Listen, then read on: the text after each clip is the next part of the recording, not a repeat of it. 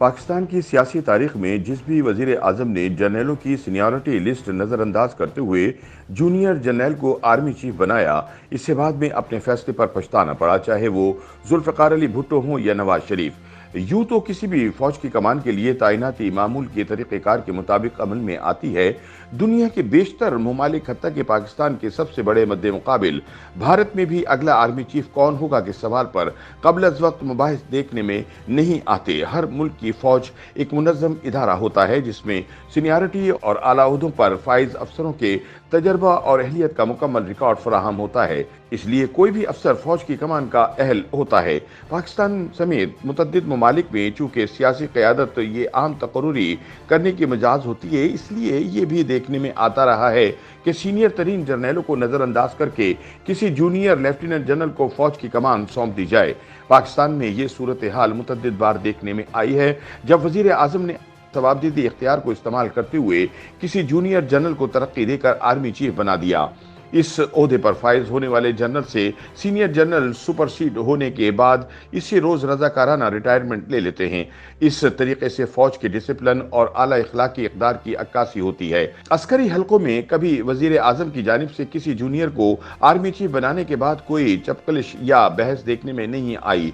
अगरचे जनरल परवेज मुशर्रफ को दौरे श्रीलंका के दौरान इनके ओहदे से हटाने के लिए तब के वजीर आजम नवाज शरीफ ने जनरल ज़ियाउद्दीन भट्ट को आर्मी चीफ मुकर्रर किया था, लेकिन जनरल मुशर्रफ ने इस हुक्म को मानने से इनकार करते हुए अपने साथी जनरलों की मदद से इख्तिदार पर कब्जा कर लिया और नवाज शरीफ को आर्मी चीफ का तैयारा अगवा केस में उम्र कैद की सजा दिलवा दी, जिसे बाद में खत्म कर दिया गया था।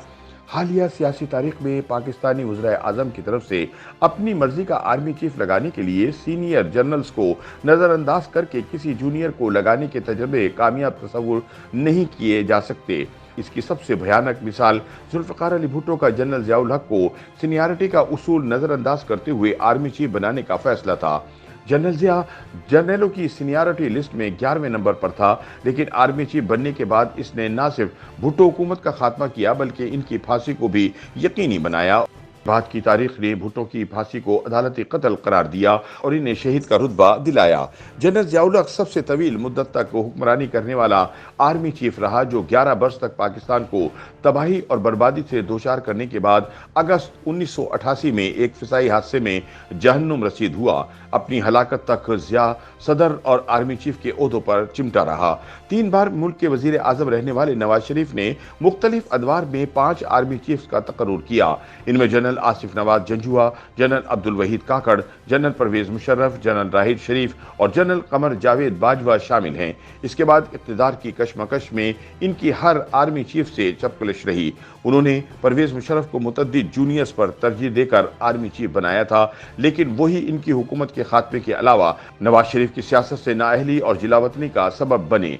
जिलावतनी से वापसी के बाद जब इन्हें 2013 में दोबारा वजीर आजम बनने का मौका मिला तो भी उन्होंने आर्मी चीफ की तकर्रुरी के लिए किसी खास तरीके का तयन करने या सीनियरिटी को बुनियादी उसूल के तौर पर इख्तियार करने की बजाय बिलतरतीब जनरल राहिद शरीफ और जनरल कमर जावेद बाजवा को जूनियर होने के बावजूद आर्मी चीफ मुकर्रर किया। जनरल राहिद शरीफ के साथ डॉन लीक्स के सवाल पर शदीद इख्तलाफ पैदा हुआ, ताहम इनकी हुकूमत महफूज रही। अलबत्ता मौजूदा आर्मी चीफ जनरल बाजवा के दौर में इन्हें सुप्रीम कोर्ट ने पानामा केस में नाअहल करार देकर इख्तिदार से महरूम किया। नवाज शरीफ इसकी जिम्मेदारी जनरल बाजवा और फौज पर आयद करते रहे।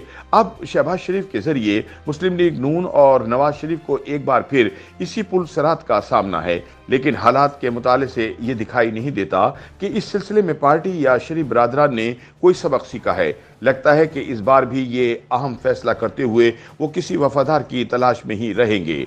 सियासी मकसद के लिए किसी जूनियर को तरक्की देकर सीनियर जनरल्स को नजरअंदाज करने की रिवायत सिर्फ सिविलियन हुक्मरानों ने ही कायम नहीं की, बल्कि फौजी ओहदे को सियासी इख्तिदार हासिल करने के लिए इस्तेमाल करने वाले सब फौजी सरबराहों ने तवील अरसे तक आर्मी चीफ का ओहदा अपने पास ही रखा। ये सब जनरल जानते थे कि इन्हें अवाम में पजीराई हासिल नहीं है, जिसकी वजह से वो फौज को अपनी कमान में रखते हुए ही मुल्क के इख्तिदार पर काबिज रह सकते हैं। इनमें ज़ियाउल हक और परवेज मुशर्रफ के नाम खास तौर पर काबिल जिक्र हैं। जिया से मौत ने ये एजाज छीना और परवेज मुशर्रफ को तब्दील शुदा सियासी हालात में पीपल्स पार्टी के साथ मुआहदे के नतीजे में जनरल अशफाक परवेज कियानी को फौज की कमान सौंपना पड़ी, तो इसके लिए मुल्क की सदारत पर फाइज रहना भी नामुमकिन हो गया। ये दोनों बिलतरतीब 12 और 9 साल तक फौज के आर्मी चीफ रहे। इस तरीके से फौज में सीनियरिटी का उसूल भी मुतासिर होता है और आला तरीन ओहदे पर पहुंचने की लगन मौजूद न रहने के बाइस अफसरों के जोश और वलवले पर असर भी पड़ता है। 1973 के आईन में मुसल्लह अफवाज के सरबराहान के लिए 3 साल की मुद्दत मुकर्रर की गई है, लेकिन फौज और सियासत के तालमेल की वजह से इस उसूल पर शाज़ व नाज़िर ही अमल हुआ है। नवंबर 2019 में साबिक वजीर आजम इमरान खान ने जब जनरल कमर जावेद बाजवा को 3 साल की तौसीह दी थी तो सुप्रीम कोर्ट ने कानूनी बुनियाद ना होने की वजह से इस हुक्म को मुअत्तल कर दिया था और जनरल बाजवा को तौसीह देने के लिए कौमी असम्बली को खुसूसी कानून साजी करना पड़ी थी। सुप्रीम कोर्ट के इस हुक्म से जाना जा सकता है कि इससे पहले इख्तिदार पर काबिज फौजी सरबराहान किसी कानूनी जवाज और बुनियाद के बगैर खुद ही आर्मी चीफ के तौर पर अपने ओहदे की मुद्दत में तौसीह करते रहते थे।